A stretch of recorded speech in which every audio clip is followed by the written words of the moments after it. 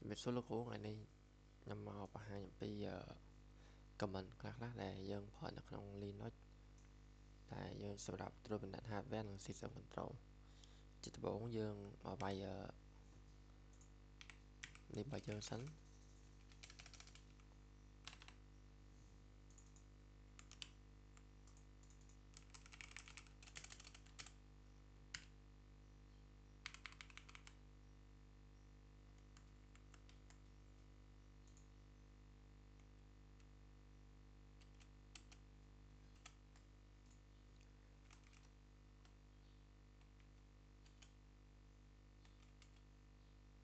ជាដំបូងយើងមកកាន់ login មក YouTube server យើងសិនមកដែល comment ទី1ហ្មងគឺ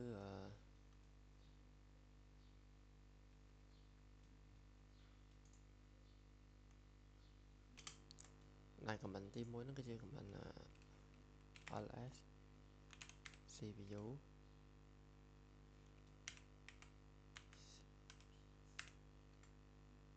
ដែល comment នេះគឺវានឹងសូទៅកាន់វានឹងសូយើងពីចំនួនCPU របស់យើង detail CPU របស់យើងឬក៏ម៉ាស៊ីនរបស់យើងអញ្ចឹងណា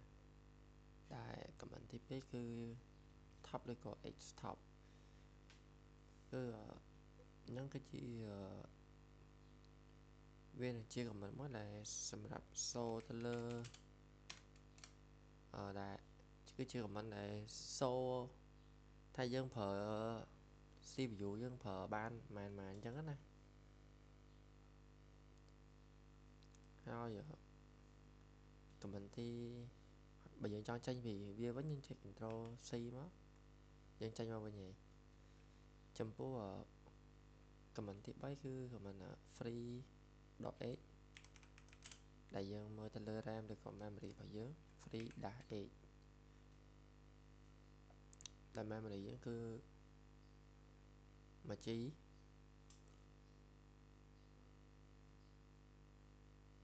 យើងប្រើអស់តែប៉ុន្មានទេនេះ use បើ51ទេ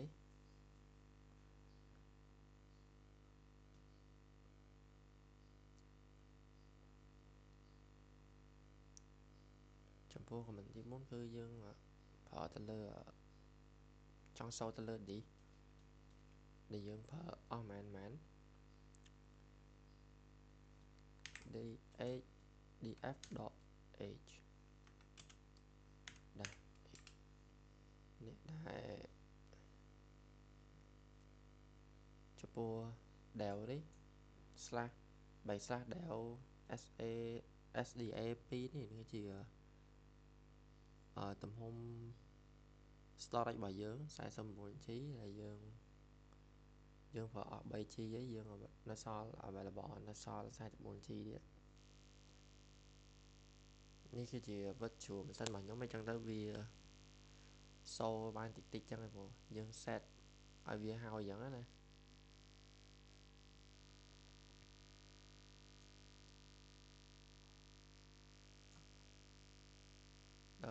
មួយទៀតគឺជា comment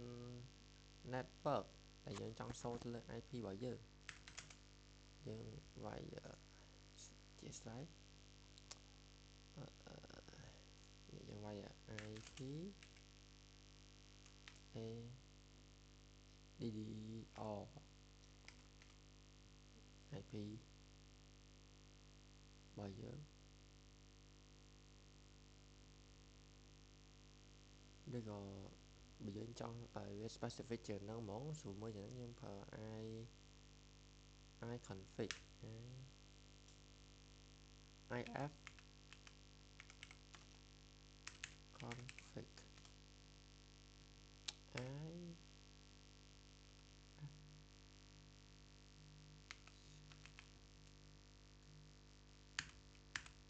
o con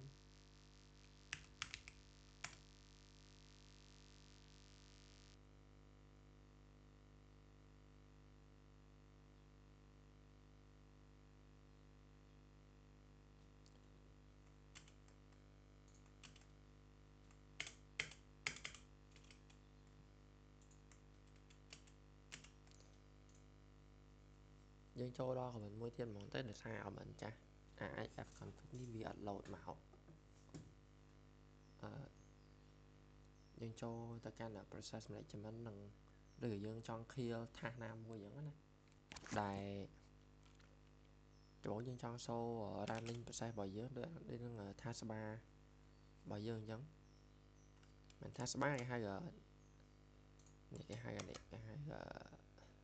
process របស់យើងនេះដែលយើង run ទៅលើអីគេខ្លះអញ្ចឹងណាចំពោះ Linux ហ្មងយើងទៅសេ AUX នេះគឺវានឹងចេញមកច្រើនមែនតើហ្មងដែលឬក៏យើងចង់end បើ kill ដក 9 PID យើងចង់ clear ទៅលើយើង end task មួយនឹងចោលហ្មងអាហ្នឹងចំពោះclear ដក 9 PID បើ clear PID គឺយើង clear ទៅតាម ID ដែលនេះតែ clear ID ដែលគេបោះមកនេះដែលចំពោះបន្ទាប់ពី root ហើយគឺលេខនេះលេខ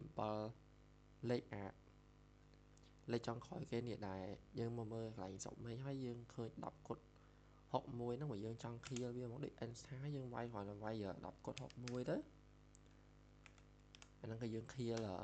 ហ្នឹងហើយថាមួយហ្នឹងហើយតែចំពោះ comment មួយទៀតគឺ comment shutdown ឬក៏ restart comment restart ឬក៏ reboot comment ដែលឧទាហរណ៍ថាឥឡូវយើងប្រើ sudo reboot នេះដោយសារខ្ញុំប្រើនៅក្នុងvirtual box ទេអានេះខ្ញុំអាច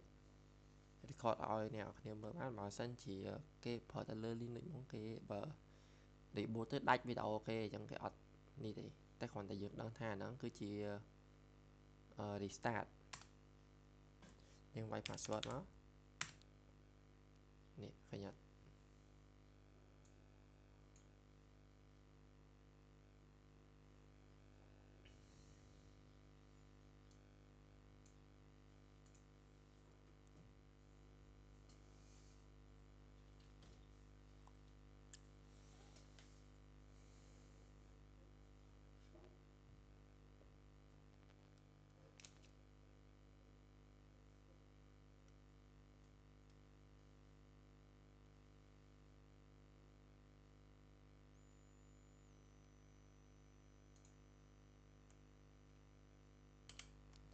នេះគឺវា load មកវិញហើយ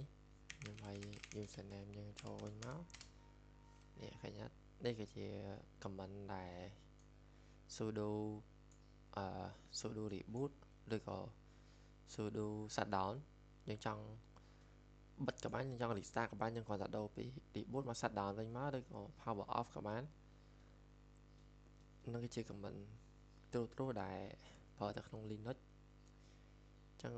ការងារខ្ញុំក៏មានតែប៉ុណ្្នឹងដែរអរគុណលោកគ្រូជម្រាបលាអ្នកទាំងអស់គ្នា